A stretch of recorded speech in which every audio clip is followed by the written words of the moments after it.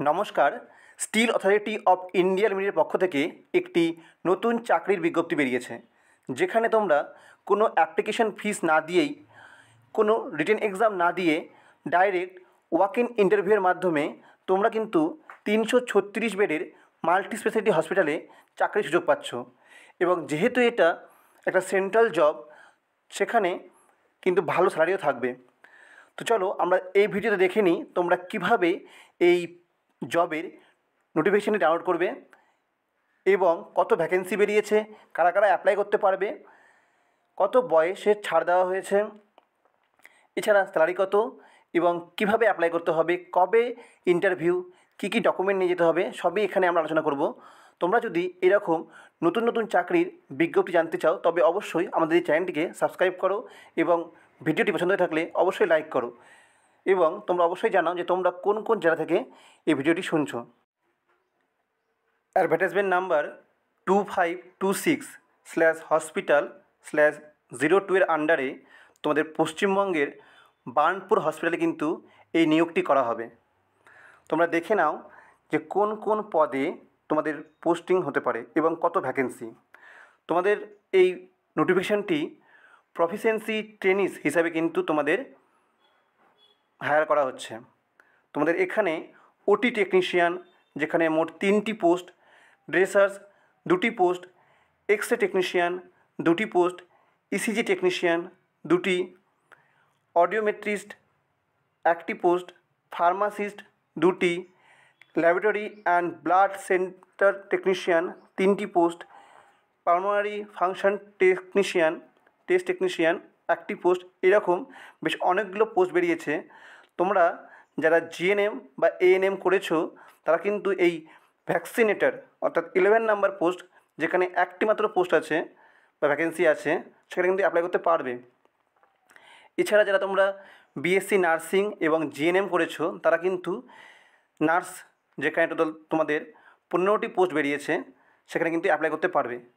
এখানে টোটাল 39 কিন্তু এই পোস্টিংটা করা হচ্ছে। এবার আমরা দেখে নিই যে তোমরা কত বয়স অবধি এলিজিবল।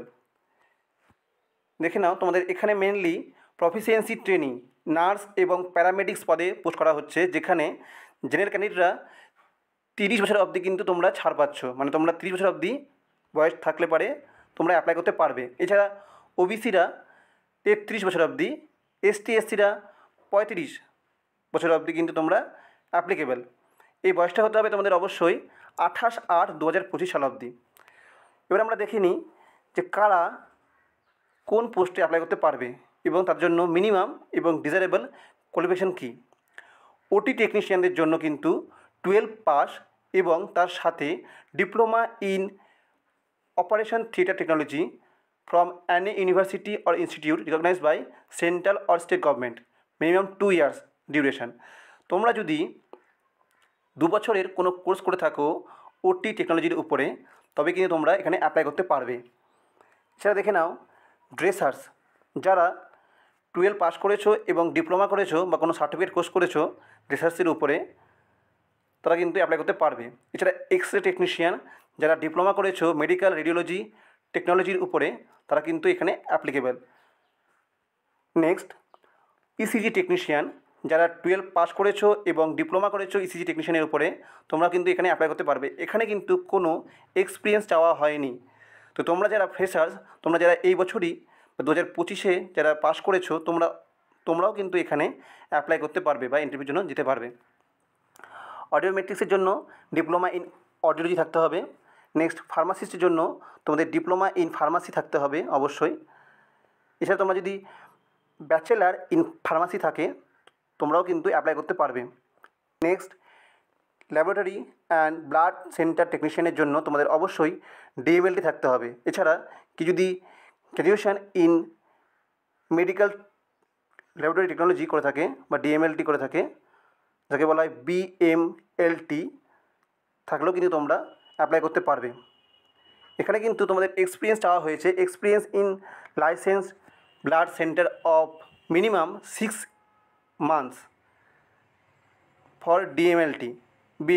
তোমরা যারা বিএমএলটি করেছো তাদের জন্য কিন্তু একটা এক্সপিরিয়েন্স সার্টিফিকেট থাকলে খুব ভালো হয় 6 মান্থের। এখানে বলেছে experience in licence blood centre of minimum 1 year for DMLT. যারা ডিএমএলটি করেছে তাদের জন্য 1 বছরের এক্সপিরিয়েন্স, এবং যারা বিএমএলটি করেছো তাদের জন্য কিন্তু 6 মান্থের একটা এক্সপিরিয়েন্স সার্টিফিকেট থাকা জরুরি।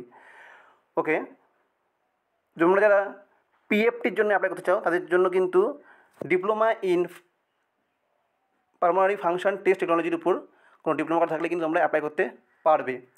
তোমরা বাকি পোস্টগুলো দেখে নাও তোমরা যেগুলো হতে অ্যাপ্লিকেবল। এখানে আমরা বলে রাখি যে যারা ভ্যাকসিনেটার পদে অ্যাপ্লাই করতে চাও তাদের জন্য কিন্তু 12 pass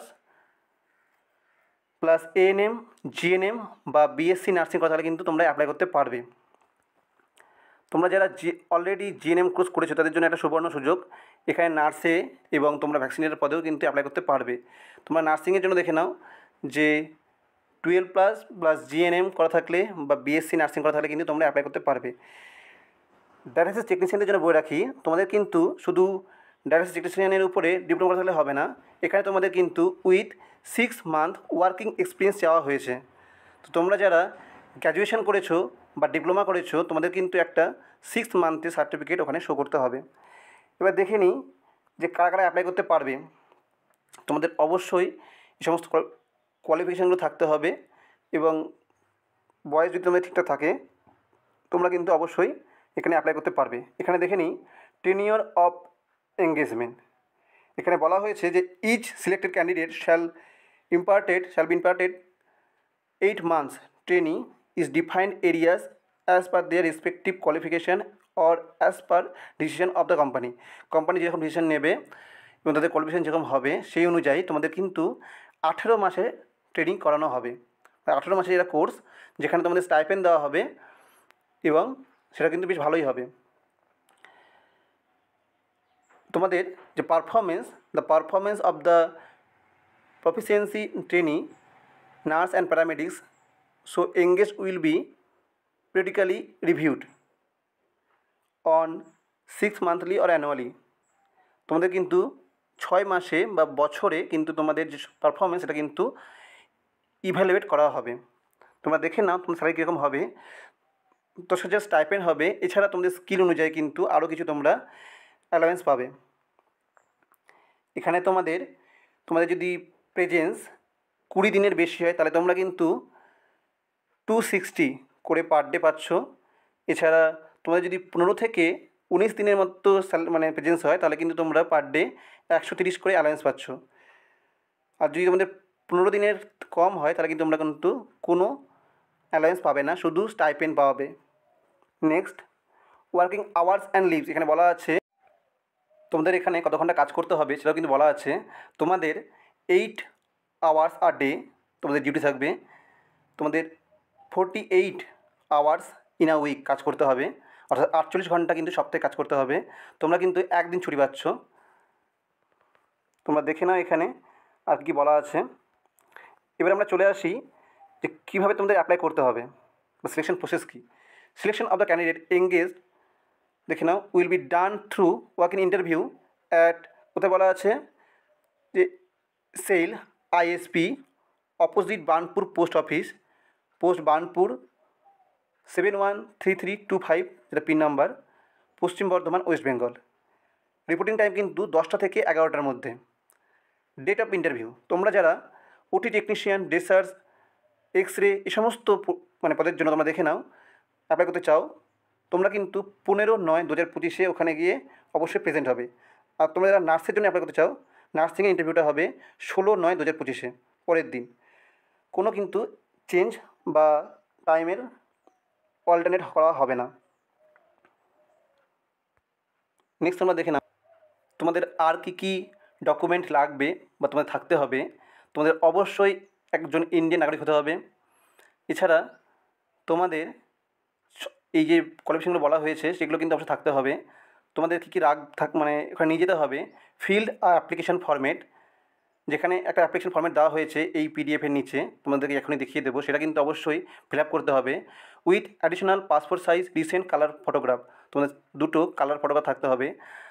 undertaking as per annexure B, সেটা তোমাদের থাকতে হবে। Proof of date of birth, যেমন তোমাদের ডেট অফ বার্থের প্রুফ হিসাবে মাধ্যমিকের অ্যাডমিট কার্ড থাকলেই হবে।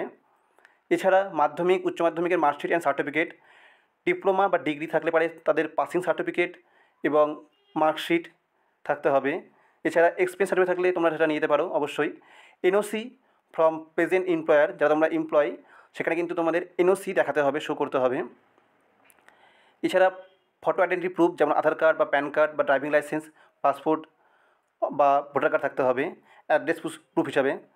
এছাড়া যাতে তোমাদের কোনো কাস্ট আছে যেমন এসটি, এসসি, ওবিসি, তারা তোমরা সেই কাস্ট সার্টিফিকেট অবশ্যই শো করতে পারবে। এছাড়া তোমাদের candidates belongs to reserve category may also apply against unreserved post, যারা তোমরা মানে রিজার্ভ ক্যাটাগরির মধ্যে পড়ছো, যারা অর্থাৎ এসটি, এসসি, ওবিসি, তারা কিন্তু আনরিজার্ভ পোস্টের জন্য কিন্তু তোমরা অ্যাপ্লিকেবল। মানে তোমরা যদি ভেবে থাকো যে তোমরা ওখানে অ্যাপ্লাই করতে পারবে কি পারবে না, তা কিন্তু নয়। তোমরা কিন্তু যারা এসটি, এসসি, ওবিসি দেখাচ্ছ তারা কিন্তু পুরো সমস্ত পোস্টের জন্যই কিন্তু লড়বে। তারা যদি আনরিজার্ভ হিসেবেও এলিজিবল হয় তাও কিন্তু তোমরা চান্স পাবে। নেক্সট, কোনো কিন্তু ডিএ বা টিএ দেওয়া হবে না তোমাদের, কিন্তু এই বলা আছে। বাকি পয়েন্টগুলো তোমরা দেখে নাও, তোমরা যারা অ্যাপ্লাই করতে চাও বা যেতে চাও ইন্টারভিউর জন্য, তোমরা অবশ্যই পুরো পয়েন্টগুলো গো থ্রু করবে। আমরা এবার দেখে নিই যে অ্যানেক্সচার এ, যেটা তোমাদেরকে অবশ্যই প্রিন্ট আউট করে ফিল আপ করে নিয়ে যেতে হবে। এই হচ্ছে সেই অ্যানেক্সচার, যেখানে তোমাদের সাইন, সিগনেচার, মোবাইল নাম্বার, এছাড়া নাম, ঠিকানা সব দিতে হবে।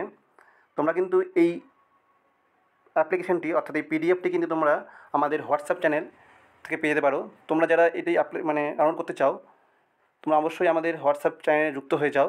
আমি তার লিঙ্ক কিন্তু ডিসক্রিপশন বক্সে দিয়ে দেবো। তোমরা সেই ডিসক্রিপশন বক্সে গিয়ে লিঙ্কে ক্লিক করে কিন্তু আমাদের হোয়াটসঅ্যাপ চ্যানেলে যুক্ত হতে পারো, সেখানে তোমরা এই পিডিএফটি পেয়ে যাবে। এছাড়া তোমাদের অ্যানেক্সার বি, এটাও কিন্তু প্রিন্ট করে নিয়ে যাবে অবশ্যই।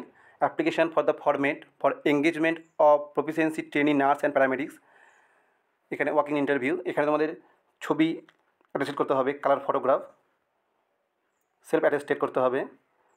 তোমরা পুরোটা এখানে ফিল আপ করবে। কোন পোস্টের জন্য অ্যাপ্লাই করতে চাও, ফুল নেম ইন ক্যাপিটাল বড় হাতের, ফাদার্স নেম, আধার কার্ড নাম্বার, কোনো ক্যাটাগরির মধ্যে বিলংস করো কি না, ন্যাশনালিটি, তারপর পিডাব্লিউবিডি থাকলে পারে সেটা লিখতে হবে তোমাদেরকে, জেন্ডার কি, ডেট অফ বার্থ, তারপর তোমরা বিবাহিত কি অবিবাহিত সেটা লিখবে, ম্যারিড আর সিঙ্গেল আর উইডো তা লিখতে পারো। এছাড়া present address, pin number, permanent address, same হলে সেম লিখে দেবে, আলাদা হলে আলাদা লিখবে, মোবাইল নাম্বার, ইমেল আইডি যেটা ভ্যালিড থাকতে হবে অবশ্যই। এছাড়া তোমাদের মাধ্যমিকের যে কোয়ালিফিকেশান সেটা লিখবে তোমরা, নেম অফ দ্য ইনস্টিটিউট, কত সালে পাস করেছো, কী কী সাবজেক্ট ছিল, কোন ডিভিশনে পাস করেছো আর পার্সেন্টেজ কত পেয়েছো। এছাড়া 12 পাসের সমস্ত ডিটেলস লিখবে, গ্র্যাজুয়েশন করা থাকলে সেটা লিখবে, ডিপ্লোমা কোন সালে করেছো, কত নাম্বার পেয়েছো সেটা লিখবে। এছাড়া অন্যান্য কোনো কোয়ালিফিকেশন থাকলে সেটা লিখবে। যদি কোনো ওয়ার্ক এক্সপিরিয়েন্স থাকে অবশ্যই এখানে ফিল আপ করবে। কোনো রেজিস্ট্রেশন থাকলে, ভ্যালিড রেজিস্ট্রেশন সার্টিফিকেট থাকলে ইয়েস করবে। সেটা নাম্বার কোন স্টেট দ্বারা সেটা পাবলিশ করা হয়েছে বা তোমাকে দেওয়া হয়েছে সেটা লিখবে। ভ্যালিডিটি আপ টু কত সাল অবধি সেটা ভ্যালিড সেটাও লিখবে। এখানে তোমাদের সাইন করতে হবে, ডেট দিতে হবে, দিয়ে কিন্তু এটা নিয়ে যেতে হবে। তো অবশ্যই তোমরা যারা এই পোস্টগুলোর জন্য এলিজিবল, তোমরা যারা বিভিন্ন চাকরির পরীক্ষার জন্য প্রিপারেশন নিচ্ছ, তোমরা অবশ্যই এটা অ্যাপ্লাই করো। আমি বলবো এখানে কিন্তু একটা সুবর্ণ সুযোগ, তোমরা সেন্ট্রালের একটা এক্সপিরিয়েন্স পাচ্ছ 336 বেডের একটা হসপিটালে, যেখান থেকে তোমাদের যে এক্সপিরিয়েন্স সার্টিফিকেট পাবে সেটা কিন্তু বিভিন্ন পরীক্ষায় কাজে লাগবে। এছাড়া অন্যান্য পরীক্ষা তোমরা দিতে পারবে। এইরকম চাকরির নোটিফিকেশন পাওয়ার জন্য এবং অন্যান্য পরীক্ষার প্রিপারেশন নেওয়ার জন্য কিন্তু আমাদের চ্যানেলটিকে অবশ্যই সাবস্ক্রাইব করো, আমাদের পাশে থাকো এবং ভিডিওটি পছন্দ থাকলে অবশ্যই লাইক করো। ধন্যবাদ।